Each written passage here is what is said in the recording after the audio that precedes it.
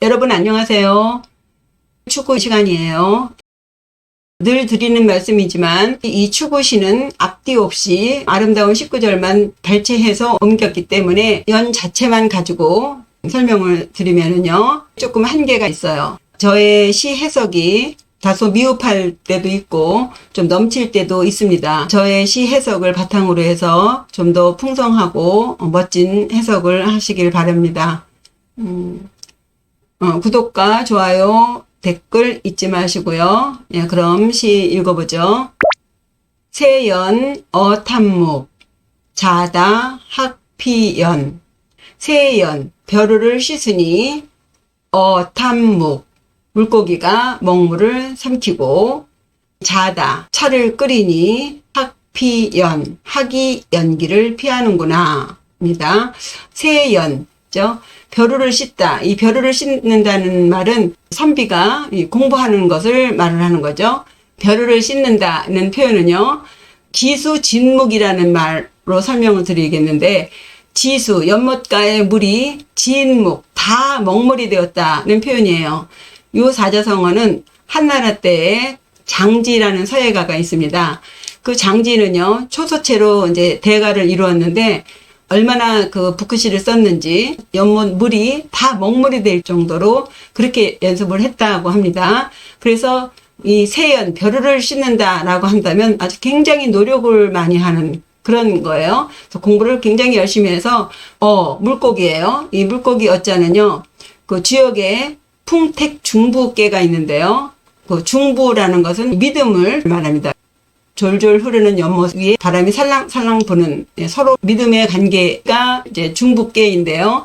거기에 나오는 구절 중에 중부 돈어라는 말이 있어요. 중부 믿음이 돈, 돼지나 물고기까지 가게 하라는 말이 있거든요. 동물 중에 가장 목매한 동물로 물고기와 돼지를 말합니다. 그래서 물고기와 돼지가 믿으면 모든 세상 사람들이 다 믿는다는 거죠. 그래서 여기서는요, 세연해서 벼루를 씻어서 공부를 해서 그 목매한 물고기가 탄묵, 먹물을 먹어요. 요즘은 뭐 다 박사라 뭐 그런 표현을 안 하지만 옛날에 저희 어려서 인테리들을 먹물 먹은 사람이라고 표현을 하잖아요. 저 사람 먹물 먹은 사람이야. 그런 말입니다. 공부를 열심히 해서 이 목매한 물고기가 먹물을 먹었어요. 이렇게 공부를 했는데 그 다음에 자다 학피연이에요. 이 자다 끓일 자 차다예요. 차를 끓이다입니다. 이 차를 끓인다는 말은요. 벼루를 씻는 것에서요. 한 단계 올라가는 상태예요. 쉬운 예를 들면 그 승가에서도요. 그 행자 막 들어온 그 승려들을 절대 차를 마시지 못하게 합니다. 우리도 그 어린애들은 차를 못 마시게 하듯이 차를 마시지 못하게 합니다. 차 맛의 기운으로 공부를 하는 것은 아닌 거죠. 그래서 요 차를 끓여 마시다라고 하는 것은 그 어느 단계 이상의 수준의 사람이에요. 그런 수준의 사람이 차를 끓이는데 차를 끓인다는 것은 이제 더욱 정진을 하는데 학피연 했죠. 학이 연기를 피한다 했습니다. 여기 앞에 물고기 어자는 목매한 사람의 상징이라면 이 학은요. 선비들의 그 깨달음의 표상이에요. 천년학이라고 들어보셨죠?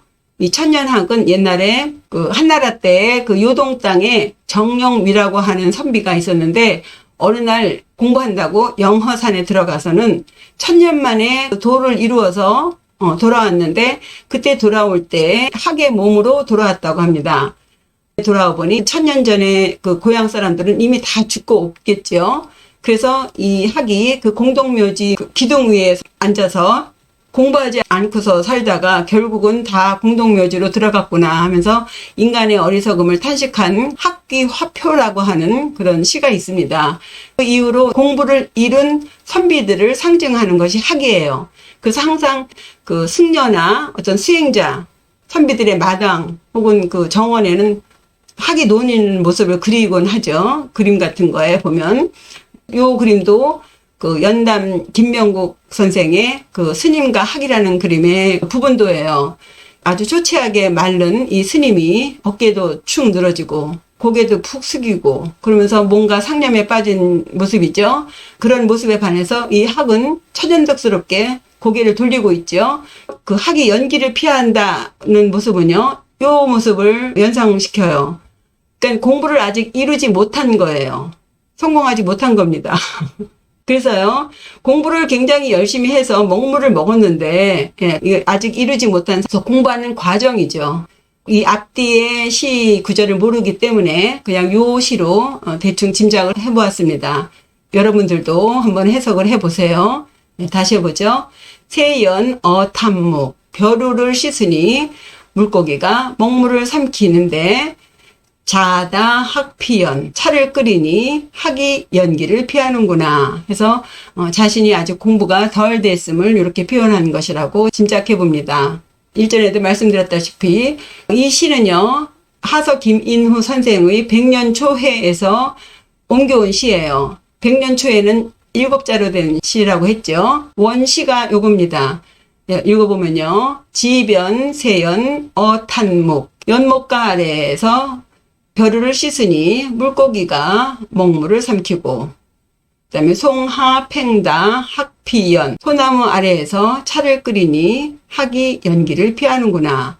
지변 연못가 송하 소나무 아래 두 자씩 빼서 지금 5자로 옮겨왔는데, 그래서 초반부에는 공부를 아주 잘 해서 이 물고기가 먹물 삼키는 것처럼 공부하는 대로 쭉쭉 발전을 했는데, 어느 상태에 가서는 이제 아직 이루지 못하고 있는 상황을 이렇게 표현한 것 같아요. 다음 시 보시면 송작 연객개 월위 독서 등. 송작 소나무는 연객개이고 월위 다른 독서 등이다. 그죠? 예, 소나무는 연객 객을 끌어들이는, 객을 모으는 개, 덮개 기자죠. 일산인데, 예, 소나무가 한낮에 태양빛을 가려주는 그늘의 역할을 하기 때문에 그늘로 사람들이 다 모이는다는 것을 표현한 거예요. 그래서 이 개자가 우리 말로는 해를 가리는 일산인데 요즘은 다 양산이라고 하죠. 예, 어쨌든 소나무는 손님을 모으는 일산이 되고 일산이고, 월위 독서 등 달은 그 어둠을 밝혀주는 이 달빛은 독서, 책을 읽게 해주는 등불이다.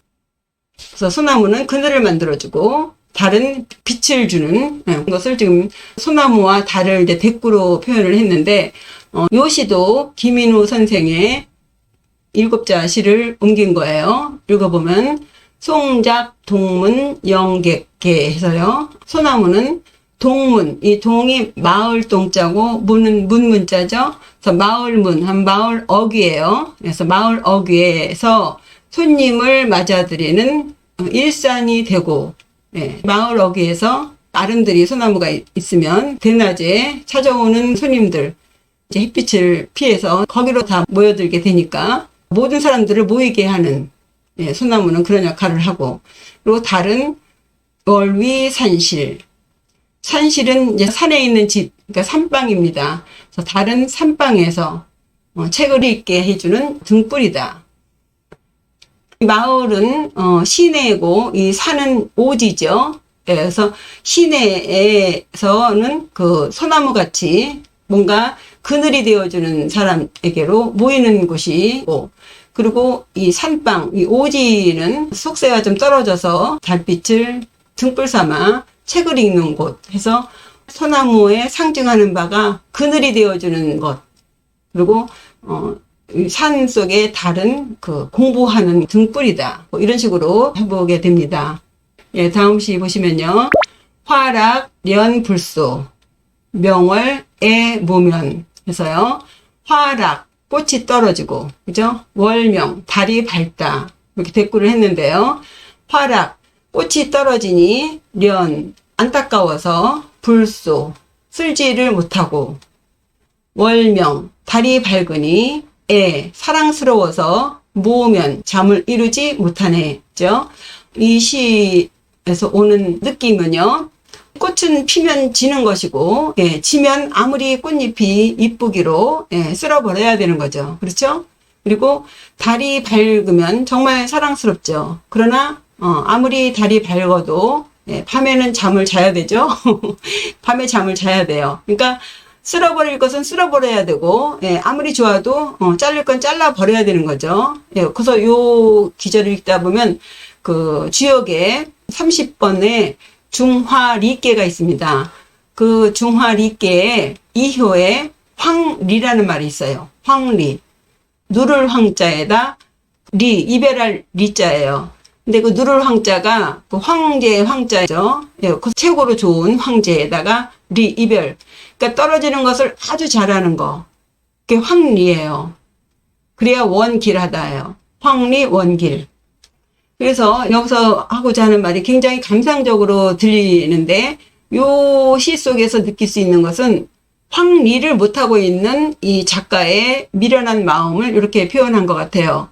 그러니까 떨어져서 잘 있어야 되는데 지금 떨어지지를 못하고 있는 거죠.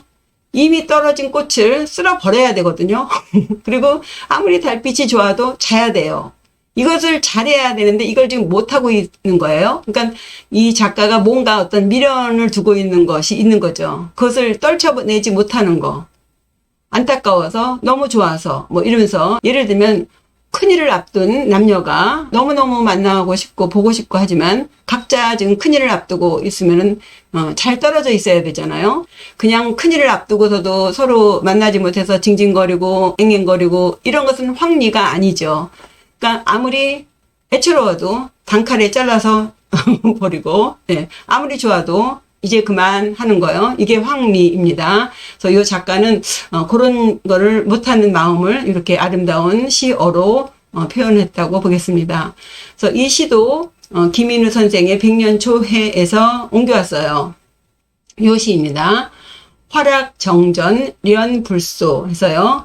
뜰 앞에 꽃이 떨어지니 련불소 애처로워서 쓸지 못하고 월명창외 창밖에 달이 밝으니 애 무으면 너무 사랑스러워서 잠을 이루지 못하네. 요것이 이제 액면 그대로 경치만을 묘사한 것은 아니다죠. 분명 요 19절 속에는 이 작가가 드러내지 않는 그런 메시지가 있는 거죠. 요 면자를 보시면요. 수면 면자, 잠잘 면자인데 요게 요 눈목자의 백성민자죠. 이 백성민자는요, 옛날에 노예들을요, 도망가지 못하도록 노예의 눈을 장님으로 만들었어요. 눈목자에다 이렇게 눈을 송곳으로 이렇게 찌르는 거예요. 눈이 멀은 거예요. 그래서 우리가 백성민자를 그냥 백성으로 알고 있는데, 원래 백성민은 노예를 말합니다. 좀 끔찍하죠? 이렇게 해서 오늘 시 읽어보셨는데, 지금 시 해석을 바탕으로 전체 시 읽어보겠습니다. 세연 어탄목 벼루를 씻으니 목매한 물고기가 먹물을 삼키고 자다 학피연 차를 끓이니 학이 연기를 피하는구나 해서 공부의 과정을 표현했고요. 송작 연객계 소나무는 한낮에 더위를 피하려는 객들을 모으는 일산이고 월위 독서 등 다른 책을 읽는 등불이다. 화락 연불소 꽃이 떨어지니 애처로워 쓸지 못하고 월명 애무면 달 밝으니 사랑스러워 잠을 이루지 못하네 하면서 작가가 끊지 못하는 미련을 표현하고 있습니다. 이상으로 오늘 추구시 읽어보셨습니다. 멋지게 시 해석해보세요. 8월 한가위 가족들과 함께 즐겁게 보내세요. 그럼 또 좋은 시로 뵙겠습니다. 구독과 좋아요, 댓글 잊지 마시고요. 감사합니다. 안녕히 계세요.